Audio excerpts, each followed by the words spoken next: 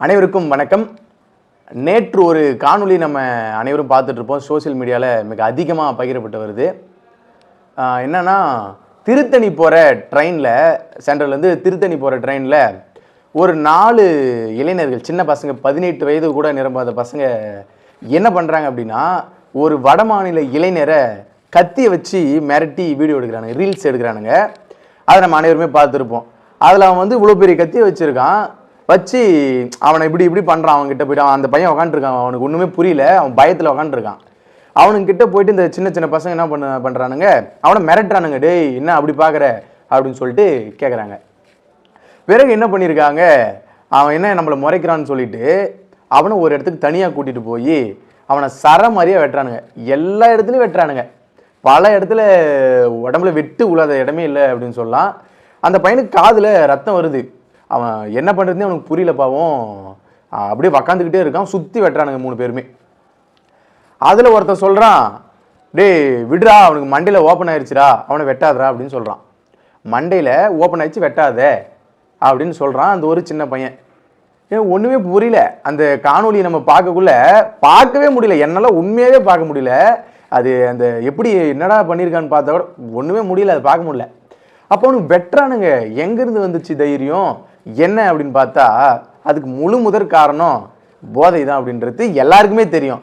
அவனுங்க நிறைந்த மது போதையோ கஞ்சா போதையோ ஏதோ ஒரு போதையில் அவனுங்க வந்து போயிட்டு அவனை வெட்டுறானுங்க.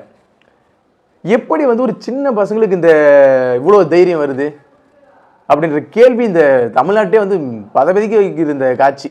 அனைவரும் பார்த்துட்டு கேட்டவங்க எல்லாம் மனதளவில் பாதிக்கப்பட்டு பேசுகிறாங்க. என்னதான் நடக்குது, இது தமிழ்நாடா இல்லை வேற எதுனா மாநிலம், வேற எங்கேயாவது இருக்குமா, நம்மளுக்கு புரியலையே அப்படின்னு சொல்லிட்டு எல்லாருமே பேசுறத பார்க்க முடியும். மிக அதிக அளவில் அனைவரும் பகிர்ந்துட்டு வராங்க. நம்மளுக்கு சுத்தமாக புரியல, இது வந்து தமிழ்நாடு தானா இல்லை வேற எங்கேயாவதா ஒன்றும் புரியல. சின்ன பசங்க, அவங்ககிட்ட முதல்ல கத்தி எப்படி வந்துச்சு, இந்த அரசாங்கம் என்ன பண்ணிட்டு இருக்கு, காவல்துறை என்ன பண்ணிட்டு இருக்காங்க, எந்த இதுவுமே நமக்கு புரியல. அதை பார்த்துட்டு என்ன பண்ணிட்டு இருக்காங்க அனைவரும். ஐயா ஸ்டாலின் அவர்கள் சொல்றாரு, போதையின் பாதையில் செல்லாதீர்கள் சொல்றாரு. சொன்னா மட்டும் போதாது, இளைஞர் அனைவரும் அப்படி ஆகி போயிட்டான். சின்ன பசங்க ஃபுல்லாக போதைக்கு அடிமையாயிட்டானுங்க. அதுவும் மிக முக்கியமாக கஞ்சா போதைக்கு அடிமையாயிட்டானுங்க. அப்ப யாருக்கிட்ட கிடைக்குது கஞ்சா, எங்க கிடைக்குது, கஞ்சா இல்லாத தமிழ்நாடு அப்படின்னு சொல்லிட்டு ஐயா மா சுப்பிரமணியன் அவர்கள் கூட, மரியாதைக்குரிய சுகாதாரத்துறை அமைச்சர் சொல்றாரு, ஜீரோ போதை பொருள் இல்லாத தமிழ்நாடு ஒரு மாநிலம் தமிழ்நாடு தான் அப்படின்னு சொல்லிட்டு இப்ப சொல்றாரு. மாலை பார்த்தேன், ஒண்ணுமே புரியல. அப்படி இருந்தா அவன் ஏன் வந்து இந்த மாதிரி வந்து போதையை போட்டு போறான், அப்ப வேற எங்கேயாவது நடந்ததா அது அப்படின்ற கேள்வி நம்மளுக்கு இருக்குது. அவனுங்கள சிறையில சிறுவர் அந்த சீர்திருத்த அதில் அடைக்கிறாங்க. அதில் ஒருத்தனை வந்து ஏதோ உடல்நிலை சரியில்லை, மாற்றுத்திறனாளி அப்படின்னு நினைக்கிறேன், அவரை மட்டும் ஜாமீன்ல வெளியே விட்டுறாங்களாம். மற்றவர்களை உள்ள வச்சிருக்காங்க. எப்படி இருந்தாலும் குறைந்தபட்ச ஆண்டு தான் சிறையில் இருப்பானுங்க அவனுங்க. வெளியே வந்துட்டு மீண்டும் மிகப்பெரிய கொடூரமான ஆட்களாக தான் மாற போறாங்க. ஏன் அப்படி சொல்றேன் அப்படின்னா, அந்த அளவுக்கு தான் இருக்குது தமிழ்நாடு அந்த ஒரு சீர்திருத்த பள்ளிலாம் சரியான முறையில் இல்லை. அப்ப அதுவும் கேள்விக்குறி, சட்டம் ஒழுங்கும் கேள்விக்குறி. தொடர்ச்சியாக தமிழ்நாட்டில் இது மட்டும் இல்லை, இந்த சின்ன பசங்க, இந்த வயது கூடியவங்க வந்து தொடர்ச்சியா நிறைந்த கஞ்சா போதைக்கு அடிமையாக வராங்க. இங்க இது எங்கிருந்து கிடைக்குதுன்றதை காவல்துறை ஏன் கண்காணிச்சு அவங்களை பிடிச்சி சிறையில் அடைக்க மாட்டாங்க அப்படின்ற கேள்வி பொதுமக்களிடையே அனைவரிடமும் எழுந்திருக்கு. எங்க கிடைக்குது, தமிழ்நாட்டில் மதுவை வந்து அரசாங்கமே விற்கிது. அது மிகப்பெரிய கொடுமை. நாங்கள் வந்தால் ஆட்சிக்கு வந்தால் மது விலக்கு அமல்படுத்திடுவோம்னு சொல்லிட்டு பல ஆண்டுகளாக நீங்களும் சொல்லுவாருங்க. அதை அமல்படுத்த இதுவும் இல்லை, அதுவும் அமல்படுத்தின பாடு இல்லை. இப்போ அதெல்லாம் இல்லாமல் கஞ்சா, அப்புறம் நம்மளுடைய ஏதோ திமுக சார்ந்த ஒருத்தர் நபர் வித்தாரு, இப்போ என்னது மெத்தஃபெட்டமைன், அந்த மெத்து அப்படின்ற சொல்கிற ஒரு போதைப் பொருள் அப்படின்னு நிறைய இருக்கு இன்னும், அதெல்லாம் பயன்படுத்துகிறாங்க. அப்போ அதையும் தாண்டி இவனுக்கு ரீல்ஸ், அந்த ரீல்ஸ் மோகம் இந்த பசங்களுக்கு இந்த காலகட்டத்தில் இந்த ரீல்ஸ்ன்றது பெரிய அளவில் பார்க்கப்படுது. இன்ஸ்டாகிராமில் ரீல்ஸ் அப்படின்றது, அதற்காகவும் இவனுங்க பண்ணுறாங்க.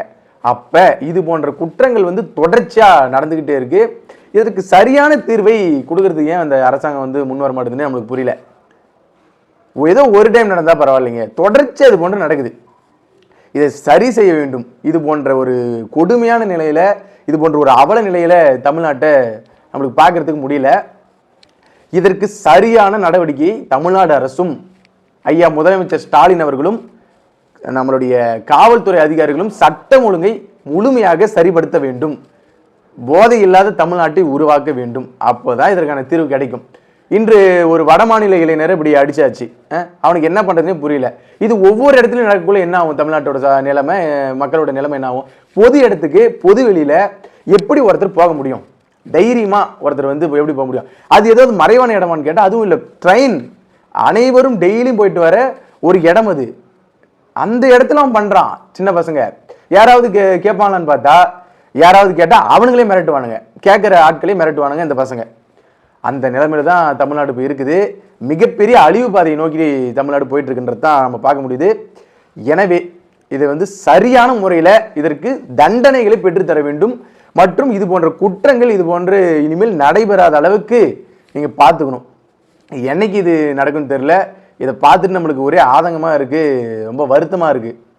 இதை உடனடியாக தமிழ்நாடு அரசு இந்த போதைப் பொருட்களை தடுப்பதற்கான நடவடிக்கையில் இறங்கணும். நன்றி.